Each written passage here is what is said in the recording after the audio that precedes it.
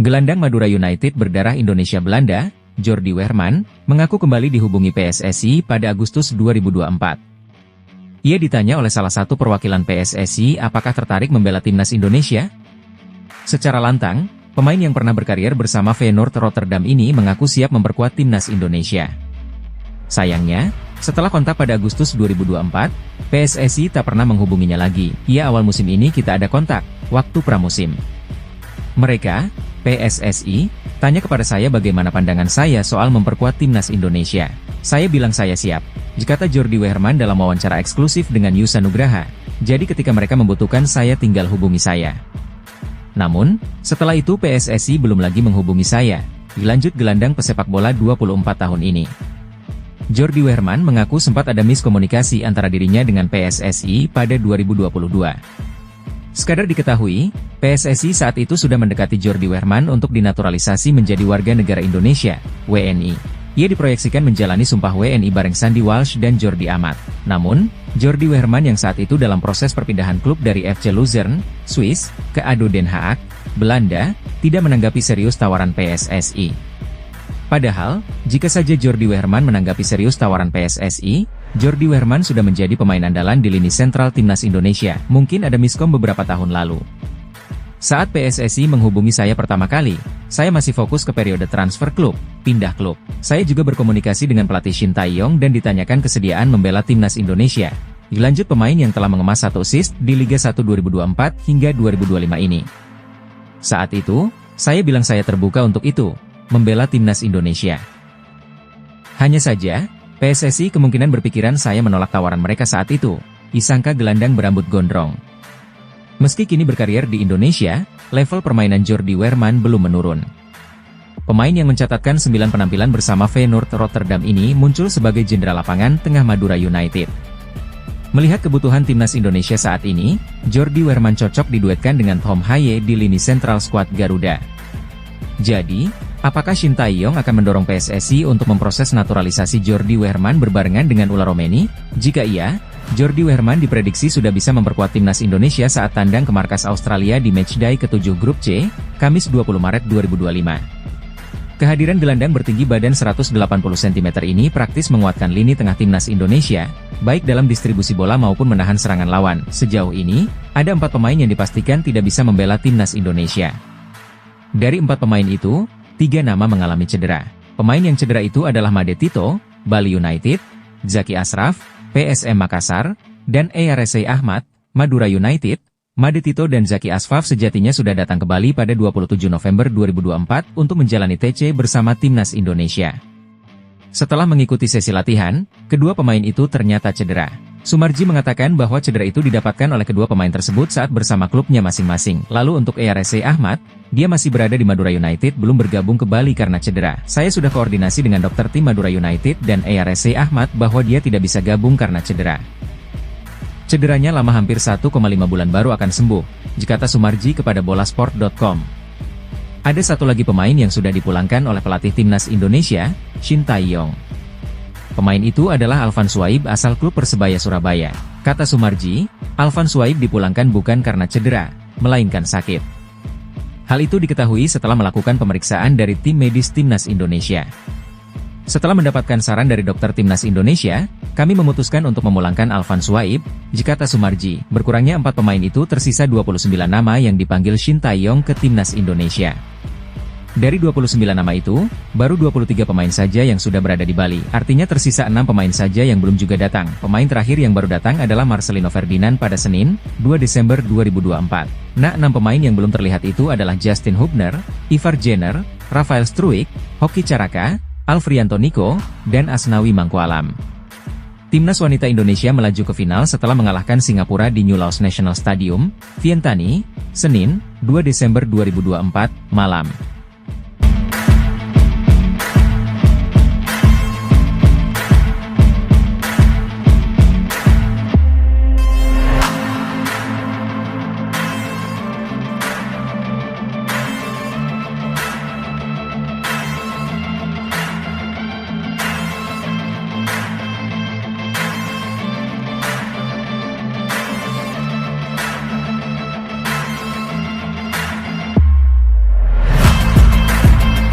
Shin Tae-yong memilih 3 nama yakni Arhan Kaka, Rafael Struijk, dan Hoki Caraka untuk beroperasi di lini depan. Satu pemain potensial yakni Jens Raven belum mendapatkan kesempatan promosi ke timnas senior. Saat ini dia merupakan pemain andalan di timnas U20 Indonesia dan penampilannya cukup menjanjikan, termasuk masuk membawa Garuda Nusantara lolos ke Piala Asia U20 2025. Ketua Badan Tim Nasional, BTN, Sumarji, menjelaskan bahwa nama Jens Raven sebenarnya sudah masuk bursa pemilihan striker timnas. Namun, Shin lebih memilih untuk mengandalkan Hoki Caraka untuk Asian Cup 2024 ini. Hoki dianggap lebih siap dan bisa segera beradaptasi dengan pemain timnas. Ya, jadi itu juga sudah jadi pembahasan. Satu pertimbangannya adalah dari sisi pengalaman dan juga jam terbang. Kaitannya dengan anak-anak yang akan diturunkan di AFF memang sudah dipertimbangkan. Lebih prepare dan lebih yakin mengambil Hoki Caraka. Pemain PSS Sleman tersebut juga cukup siap bertugas di timnas Indonesia. Penampilannya di Liga 1 musim ini juga cukup solid dan sudah mengoleksi 3 gol dan 1 assist dari 11 laga. Hoki juga salah satu pemain reguler di klubnya dan ini jadi modal penting bagi mental pemain. Karena juga Coach Shin melihat potensi yang ada pada Hoki itu masih jauh lebih bagus. Sehingga jauh lebih bagus dari sisi mental, jauh lebih bagus dari sisi pengalaman dan jam terbang. Lanjutnya, Sumarji menambahkan, Hoki jadi salah satu pemain yang sudah paham dengan keinginan Shin. Ini yang membuat Jens masih disimpan dan diharapkan masih berproses dengan Garuda Nusantara. Apalagi, waktu yang ada cukup mepet untuk mempersiapkan tim dan timnas Indonesia banyak diisi pemain baru. Kalau Hoki kan memang sudah terbiasa, satu sudah bergabung dengan timnas kita cukup lama, sama-sama Coach Shin. Terus yang kedua juga jam terbang di klub juga luar biasa, ya cukup, boleh dikatakan cukup bagus. Sehingga dari pertimbangan-pertimbangan itu Coach Shin mengambil Hoki, tutupnya. Timnas Indonesia siap memanaskan persaingan di Piala AFF 2024. Turnamen sepak bola bergengsi di Asia Tenggara ini digelar mulai Desember 2024 hingga Januari 2025. Kompetisi yang selalu dinantikan ini akan mempertemukan tim-tim terbaik di Asia Tenggara. Dan skuad Garuda siap menyongsong turnamen dengan tekad besar untuk meraih gelar juara pertama mereka. Dengan kombinasi pemain muda berbakat, pemain naturalisasi, serta pemain senior yang berpengalaman, skuad Garuda optimis bisa menghadapi tantangan besar di turnamen ini, Myanmar versus Indonesia. Senin, 9 Desember 2024 pukul 15.30 waktu Indonesia Barat, Indonesia versus Laos. Kamis, 12 Desember 2024 pukul 17 waktu Indonesia Barat, Vietnam versus Indonesia. Minggu, 15 Desember 2024 pukul 17 waktu Indonesia Barat, Indonesia versus Filipina. Sabtu, 21 Desember 2024 pukul 17 waktu Indonesia Barat. Tahun ini, Garuda membawa semangat baru dan kepercayaan diri tinggi untuk menjadi raja baru Asia Tenggara setelah sebelumnya sukses mencapai round 3 di kualifikasi Piala Dunia 2026. Dengan kombinasi sempurna antara pemain muda berbakat, pemain naturalisasi, dan pemain senior yang syarat pengalaman, Indonesia optimis mampu menembus batas dan membawa pulang trofi yang telah lama dinantikan. Hasil positif ini tak lepas dari dukungan supporter yang setia dan kualitas tim yang terus berkembang. Semangat baru dan optimisme tinggi membawa harapan besar untuk timnas Indonesia meraih hasil terbaik. Komposisi tim yang solid dan permainan yang semakin matang membuat Indonesia semakin siap untuk menghadapi rival-rival tangguh di turnamen ini. Bagi timnas Indonesia, ASEAN Mitsubishi Electric Cup 2024 bukan sekadar turnamen biasa. Ini adalah kesempatan untuk mencatatkan sejarah baru dan membuktikan bahwa Garuda mampu menaklukkan Asia Tenggara. Satukan dukungan dan jadilah saksi perjuangan timnas Indonesia merebut tahta baru di ASEAN Mitsubishi Electric Cup 2024. Nikmati siaran pertandingan secara eksklusif mulai 9 Desember 2024 sampai Januari 2025. Live hanya di RCTI dan GTV Kanal Digital 28 UHF untuk pemirsa Jabodetabek. Pasang STB TV digital dan arahkan antena ke pemancar RCTI. Gunakan STB, antena, kabel dan konektor yang berfungsi dengan baik. PSSI melalui Ketua Umum Erick Thohir membeberkan target jangka panjang timnas Indonesia di persepakbolaan dunia. Melalui akun Instagram miliknya, Erick Thohir menyebut target timnas Indonesia yang di masa depan adalah 50 besar ranking FIFA. Ini adalah sebuah program besar, di mana target timnas Indonesia di 2045 BA tembus 50 besar ranking FIFA.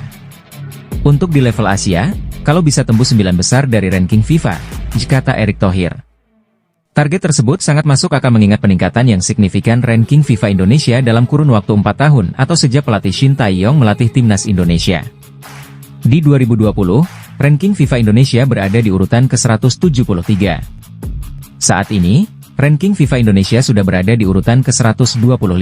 Harapan dari Erick Thohir adalah agar PSSI punya rencana jangka panjang yang membantu timnas Indonesia menembus 50 besar ranking FIFA. Dalam mewujudkan 50 besar ranking FIFA, nantinya ada proyek jangka pendek, menengah, dan panjang. Untuk program jangka panjang seperti 50 besar ranking FIFA ini, ada proyek jangka pendek dan menengah. Yang kita lihat saat ini adalah percepatan strategi, bagaimana timnas Indonesia melaju lebih cepat dari tujuan yang kita mau, tutup pernyataan Erick Thohir, Ketua Umum PSSI. Target masa depan timnas Indonesia tersebut juga telah diketahui oleh media Vietnam. Mereka menyebut jika ranking FIFA Indonesia belum terlalu meningkat secara signifikan. Namun media Vietnam tersebut nampak was-was jika timnas Indonesia bisa kalahkan negara kuat di beberapa laga mendatang. Di 2025 mendatang, timnas Indonesia akan bertanding melawan Australia, Bahrain, Cina, dan Jepang dalam lanjutan putaran ketiga kualifikasi Piala Dunia 2026 zona Asia. Kemenangan di 4 laga tersebut bisa membawa ranking FIFA Indonesia menyusul Vietnam dan Thailand.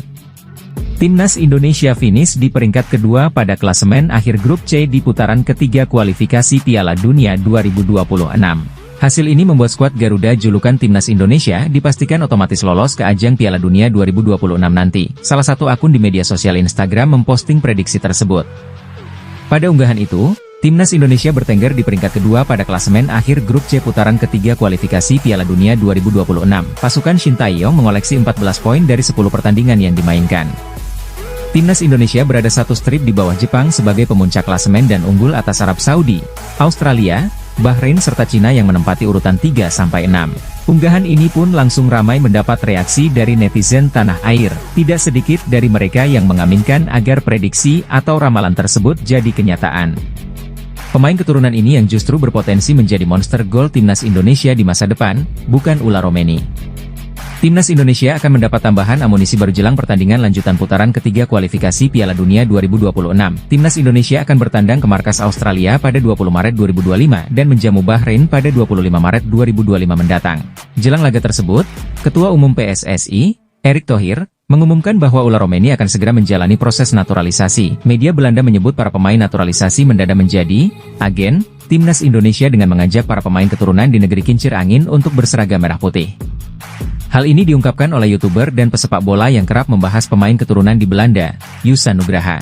Dalam videonya, Yusa Nugraha membahas soal media Belanda yang membicarakan tentang timnas Indonesia sepanjang November lalu. Ex-pemain Akademi Feyenoord itu menyebutkan bahwa media Belanda, NPO Radio 5 dalam podcast bertajuk Bert OP5, bertanya ke Neal Petersen. Neal Petersen adalah jurnalis berdarah Indonesia yang menjadi rekan duet Tom Haye dalam podcastnya di kanal YouTube The Highway. Yusa Nugraha menceritakan bahwa host, Bertop 5, bertanya ke Neal Petersen kenapa sekarang banyak pemain keturunan di Belanda banyak yang tertarik membela timnas Indonesia. Neal Petersen kemudian menjawab bahwa banyaknya pemain keturunan di Belanda tertarik membela timnas Indonesia karena sosok Erick Thohir selaku Ketua Umum, Ketum, PSSI. Selain itu, Neal Petersen juga menyebut bahwa keberhasilan naturalisasi timnas Indonesia juga tak lepas dari para pemain keturunan. Para pemain keturunan ini mendadak jadi agen dan mengajak para pemain keturunan di Belanda untuk berseragam merah putih, dan Neal Petersen juga bilang gak hanya agen bahkan pemain-pemain yang sudah join bersama timnas Indonesia mereka juga membujuk pemain-pemain lainnya yang belum join, kata Yusa Nugraha. Menurut Yusa Nugraha, hal ini sudah terlihat dari Calvin Verdong yang membujuk Mees Hilgers karena kedekatan keduanya di masa silam saat membela FC Twente. Belum lagi dengan Ragnar Oratmangoen yang belakangan mengaku membujuk ular Romeni agar bergabung timnas Indonesia. Sekadar informasi tambahan, proses naturalisasi pemain keturunan di Belanda lebih banyak dilakukan oleh agen seperti Fardi Bahdim. Hal ini juga tak lepas dari kinerja tenaga ahli Kemenpora seperti Hamdan Hamedan yang juga banyak menyaring para pemain diaspora di luar negeri. Bahkan, Hamdan Hamedan mengaku bahwa ada 200 pemain diaspora yang ada di luar negeri untuk timnas Indonesia.